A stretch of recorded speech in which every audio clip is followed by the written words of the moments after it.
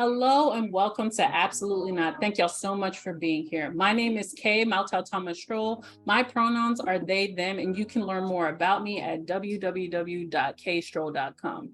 Real quick, if you appreciate the work that I do here or elsewhere, please visit my Ko-Fi page where you can join the Worm and Boundary community or leave a tip or buy one of my many resources available. Support my work so I can continue to do this work. The keywords for this episode are radical empathy, mental health, and resistance. I encourage y'all to look up the definitions of these words and compare them to the definitions you carry with you on a daily basis. If you need help comparing, please let me know. This episode is sponsored by nobody. And if you would like to sponsor an episode of Absolutely Not, please feel free to reach out. Today's episode is titled, Y'all Are Not Ready to Heal. Yes. Take as much time as you need to process that. And we'll be speaking about that with Obella Obbo, he, him. Obella is a DEI specialist, licensed psychology associate, and creative artist who loves to talk about identity, cultivate growth environments, and strategize on how to turn compassion into action. As the radical empath, subscribe by the way, Obella aims to use his years of experience and his lens as a Black, queer, second-generation East African man to decolonize toxic belief systems and reframe them to empower folks to be the most authentic versions of themselves while creating an accepting community of healing. He is a Black, queer, second-generation Ugandan American with invisible identities. Obella, thank you so much for being here today. Thank you so much for having me. I'm so excited. I know we gushed over each other a little bit before we hit the record button, but I've been watching you for a while. And I mean, the title of your community and the space you've created, The Radical Empath, is inspiring to say the least. Where did that come from, The Radical Empath? It came from a conversation that I was having with Mark Travis Rivera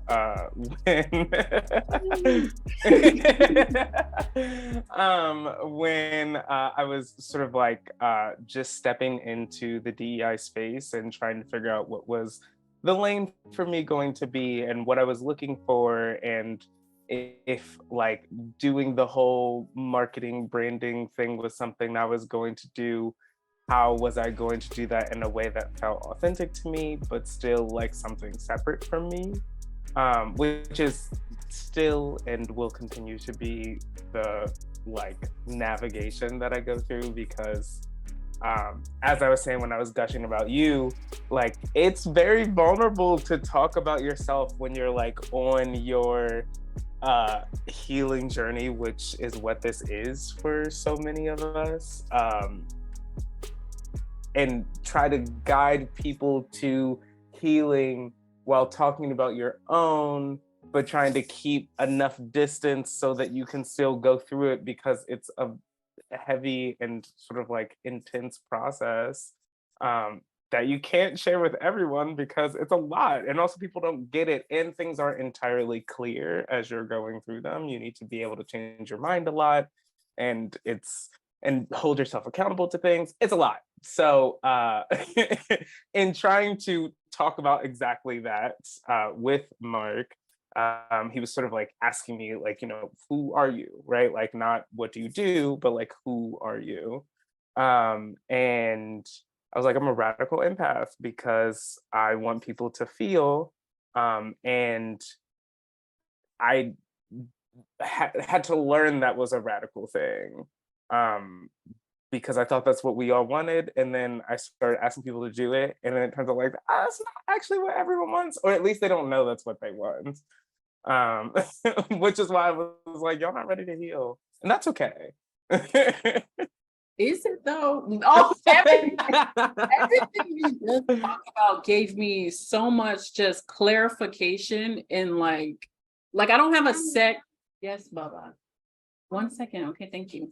I don't have a set criteria as to what my guests need to like have, like qualifications wise or what have you, to become a guest on Absolutely Not. But that was so clear. Like most of the people that I invite to be guests on my show is because they have been vulnerable in spaces of their own healing journey and how they utilize their own healing journey to heal others. The title of this episode is Y'all Not Ready to Heal? I have seen several people who have not been honest about their healing journey, what step their level, whatever you're going by, are on, or the fact that they're not doing it at all, that they're doing this work while not doing it at all. Have you met people, I assume by the title, have you met people who are just not ready to heal? Yeah. A lot of them. And it's weird. I was listening to, I think, your most recent one, and I really resonated with this idea of like, I'm very smiley, I'm very approachable.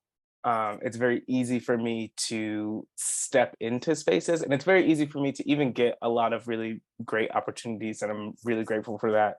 And I wouldn't change it for anything. And I enjoy my extroversion, and I enjoy being bright and bubbly. But the way it gets perverted after I've been welcomed into the space as this like vehicle for aggression. It was like, oh, it was okay when I was loud because we were all laughing, but now I'm loud because I'm saying something that makes people really uncomfortable and naming like the thing in the room. And now, ooh, the bright and smiley thing feels like it's some sort of like villainous thing. And I'm like, oh, or you know, we could just like have the honest conversation and be really uncomfortable and have to acknowledge like a lot of really shitty hypocrisies that become very like written into the ways that we have to go through our processes.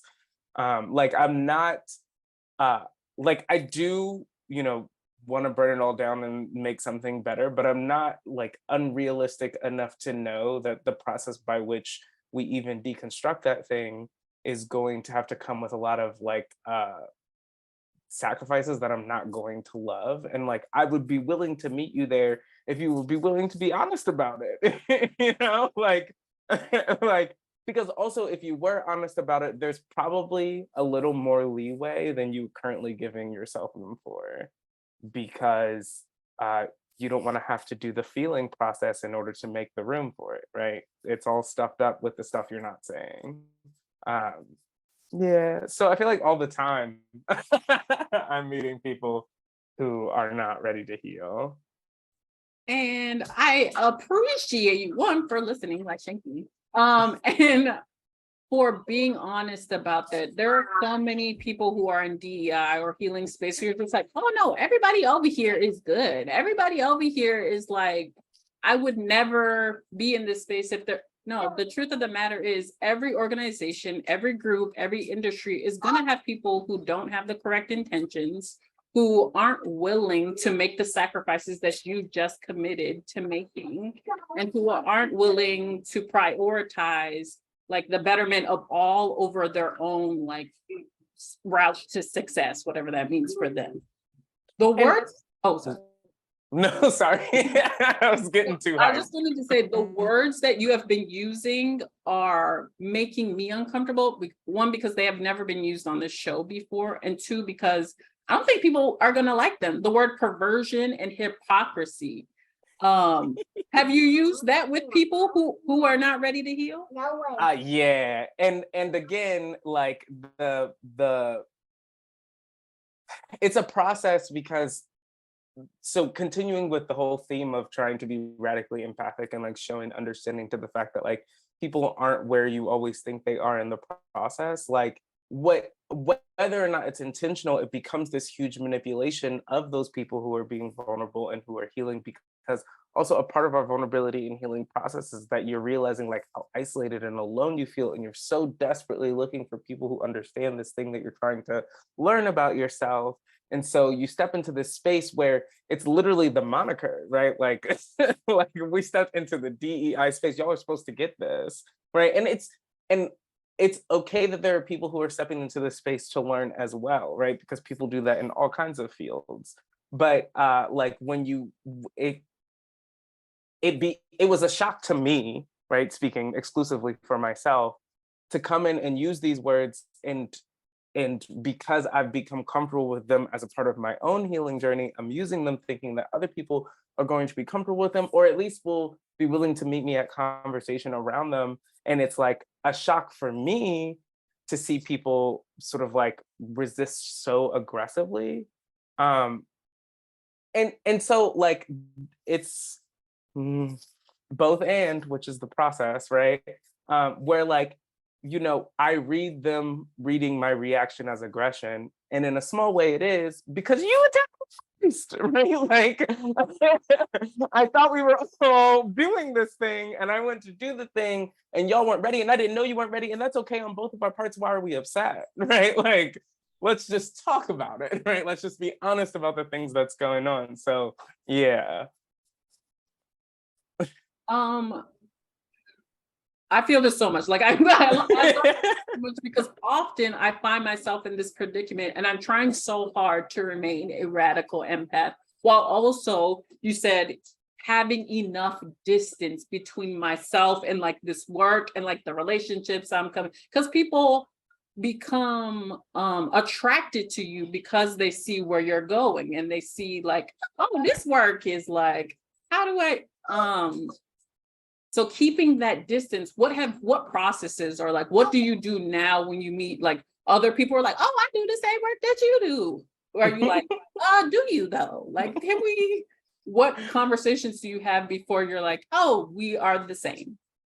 I think I have to like acknowledge my privilege in that like I have a degree in psychology. Like so much of my learning was like structured around me figuring this stuff out about myself. And I'm really grateful for that. Uh, and in that same way, it like because of how my training was, a lot of my extroverted tactic is to really just give people space to talk about themselves and see how much of that space they're willing to take up, how much of like trust are they willing to build, what do they use that space for? Is it for the type of empathy that we're trying to build, or is it for the performance? Because you can feel the difference. And sort of just like I gave myself more silence to like observe, um which I had not been doing prior to because I was so excited. And so that extroversion was showing up as me taking the space because I'd been looking for the space for so long. And now I think I'm just giving it more. And the other half of that work is like also learning to take space again. Because in giving so much space and in the L's, right? Like the folks who weren't actually about it that I had to meet as a part of that process, like I definitely started to uh wall off a bit more. And it's easy to hide the wall for me because I'm extroverted. So you still see the smile, you still see the energy. And so relearning that part. But I would say that like the I'm still proud of that work of taking this silence in the space and giving more to other people to see what they use with it before I start to give my energy. I'm so thankful that you're sharing like even within that you share the process, the L's. Oh, that hurt my heart here. I have been through an L or two or thrice or so many. And you mentioned Mark Travis Rivera, and he was a show guest on this show, and he was very loud about the big ass L he had to take, like in an organization that was like committed to diversity, equity, inclusion. I think the hardest part is that question. I wrote down, what are you using this space for? So we are both Black and queer. And often it's hard to find a space that has both and that is using the space to prioritize both. Well, this is for me. Have you found any difficulty finding spaces like that? Oh my God, yeah. That's like been the healing journey. You know what I mean? Like in general, it's like where do spaces like that exist? And also like in the rare occasions where I can find them, like what makes them so special, like really trying to take that in so that I can figure out how I can start to apply that elsewhere. Um which like also is the is the like work of belonging largely, right? Is like, how can we model spaces that are doing what we're asking them to do? And they exist, right? They are out there, few and far between as they may be, and imperfect as they may be, the room for improvement that they might have. Um, you know, how can we show reverence to them? So I think that's been like a big part of the like who am I thing. I hate this. So I it made me think about like sometimes I just be out like living my life and I'm still like, you see, that's why this space is safe. Like I'm still taking notes. And you see, that's why I only fuck with Black queer people. Like I'm still taking notes anytime I'm like out. And I hate the fact that so many of us who are doing this work and this work are like constantly working at the same time. How do you, I guess, keep that distance within yourself and like when you're in spaces that you're not actually working but still working? um this has been actually like super super recent because I was just watching. I'm so glad I did this actually. I was just watching this video that I've been putting off, but I really wanted to, of like Esther Perel talking about like relationships in the workplace. And I'm actually even, I like took down this note, so I'm gonna go find it. Okay, so actually before I get into that, I think the quick answer to this is like, that whole like, oh, I don't dream of labor thing. Like that's not me. I do dream of labor, actually. I like working. And Esther Perel was talking about how like in relationships across the board, like it goes from like anthropologically, like historically, it's like production to service to identity. And so in the workplace, right, like how that's evolved in terms of like the relationship that we have with the workplace is that like at first it was about just like pure production, right? But then people wanted to feel good about going to work, and that's sort of how it turned into like this idea of service, like how is the work I'm doing serving others. But more recently, a lot of the reason that we're seeing conversations in the workplace sort of take this DEI pathway that it's in is because like people want to be able to identify with the work that they do. And like that's that third, tier there is like identity, because like it's also like where we spend most of our time, right? Like it's like this thing that becomes very core to our character. And so it's like I stopped, like in terms of building boundaries, I build boundaries with how I use my energy in all facets of my life, like at the same time. I stopped trying to wall up like work and life as these two very separate things. And instead, I'm like, because like I do dream of labor. And so if I'm going to dream of labor, I would prefer it be work that I like, right? And so how do I build a relationship with work that I like? And how in that relationship do I work with work that I like? Do I build boundaries that keep myself and my energies regulated? Um, and that involved learning about myself and my energies so that I know what it feels like to be regulated so that I can build a regulatory relationship with work and with all the other things in my life.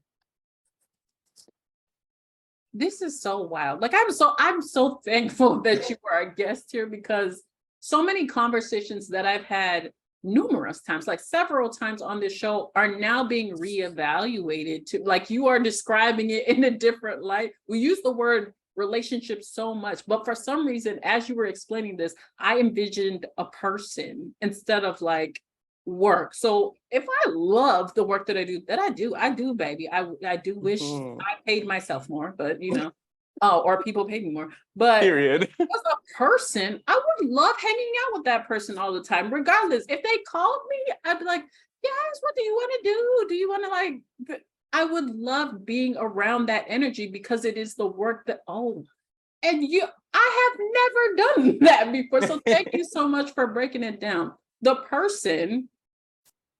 work that you do, that person that you love so much and that you dream of all the time, how are they, I guess? Like how are they? Yeah.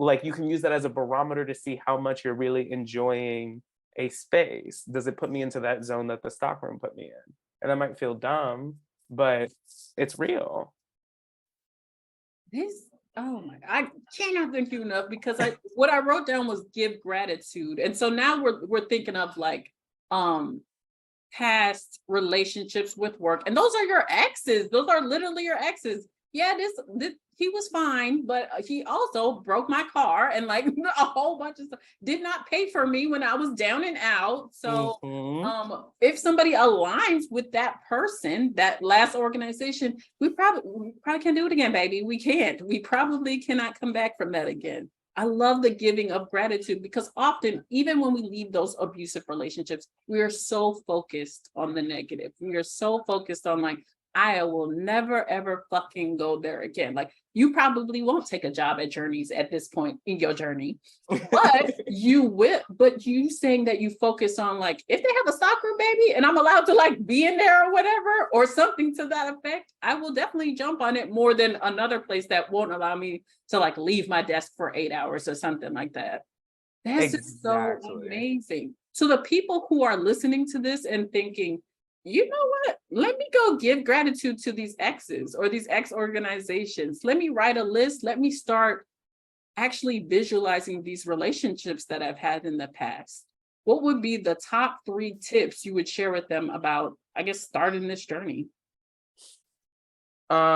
So in my like graduate training, something one of my professors said that is like what I use in all of my trainings and workshops and everything is like, especially in like community guidelines, all that stuff, replace judgment with curiosity. So in that like reflection process, look at all of the things that you know you are judging about yourself, about others, whatever, and just like try to get some curiosity as to why, as to what it is, as to how it became that way. And it doesn't mean that like the curiosity, I think what's important about that is that it does not have a particular like connotation. Right? It's not good or bad because those are not things that you are, they're things that you do, you know? So like just sort of like blanket, just give it another look. The judgment makes it easy to look away. And just look at it with a little more curiosity and see what was in there. So that's tip number 1. Tip number 2 is like go to therapy, heal, you know. Like it's one of the things that I am trying to encourage workplaces to sort of like prioritize as a part of their structure is to like help folks heal, right? Because also if I heal, I'm going to show up to work better. But even beyond that fact, like people organically pour into the things that are healing for them, right? Sometimes to the point where it gets toxic, which is not me telling jobs to manipulate their coworkers. But honestly, if you want to manipulate me by making my life that much better, like, okay, you know, like I'm not gonna judge you. But yeah, I would say heal, like go to therapy, talk it out. Remember that that therapy process is multidimensional, right? Like talk it out and also breathe it out and also move it out and also, you know, eat it out and also whatever it is. And I would say the last thing there is I'm like trying to figure out how to simplify all of these like overcomplicated things into like easy sentences, but like